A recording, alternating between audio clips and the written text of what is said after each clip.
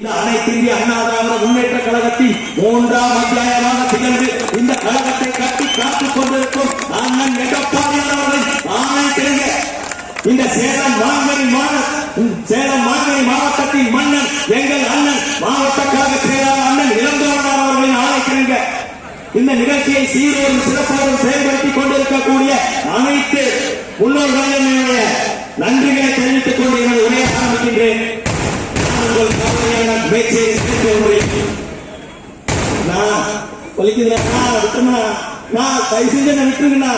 ஒண்ணுமே பண்ண அல்லையில குத்தாதீங்கண்ணா, எலும்பு ஒடுத்து போச்சுன்னா அல்லையில குத்தாதீங்க, எலும்பு ஒடுத்து போச்சு வலிக்குதுண்ணா, கொஞ்சம் குடிக்க தண்ணி கொடுங்க, ஒட்டுனா தண்ணி கொடுங்க முடியலண்ணா, நான் ஒரு தப்பு பண்ணா ஏன்டா திருட்டு நாய நகையை திருநர் ஒத்துக்கடா நகையை திருநர் ஒத்துக்கடா.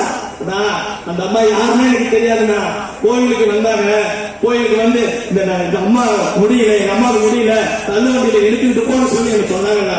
நான் கோயில் முழுக்க சுத்தி கூட்டி போய் 2 மணி நேரமா அந்த அம்மா நான் வேணா பாத்துக்கிட்டதுக்கு செலவு கொஞ்சம் காசு கொடுக்கணுமான்னு சொல்லி தானே நான் கேட்டேன், வேற எதுவுமே கேட்கலண்ணா.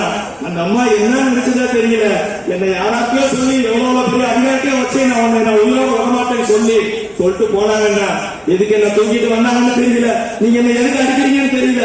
நான் திருட்டு குடும்பத்துல பிறந்து வரலண்ணா, நான் நேர்மையா சம்பாதிச்சு உழைக்கிறேன்னா, என்னை விட்டுருங்கண்ணா சொல்லி கெஞ்சுறாங்க. என் தம்பி அஜித் கெஞ்சுனா விட்டீங்களா? காவல்துறை அவர்களே, காவல்துறை முதலமைச்சர், காவல்துறை மந்திரியாக இருக்கின்ற முதலமைச்சர் அவர்களை உங்கள் கீழ் நிறைவேற்றிக் கொண்டிருக்கக்கூடிய இந்த காவல்துறை செய்த அவலத்தை பார்த்தீர்களா? என் தம்பி அஜித் இன்னைக்கு செத்து போயிட்டார். எந்த தவறும் செய்யாத என் தம்பி அஜித் இன்னைக்கு செத்து போயிட்டார். அந்த உயிரை உங்களால் திருப்பி தர முடியுமா?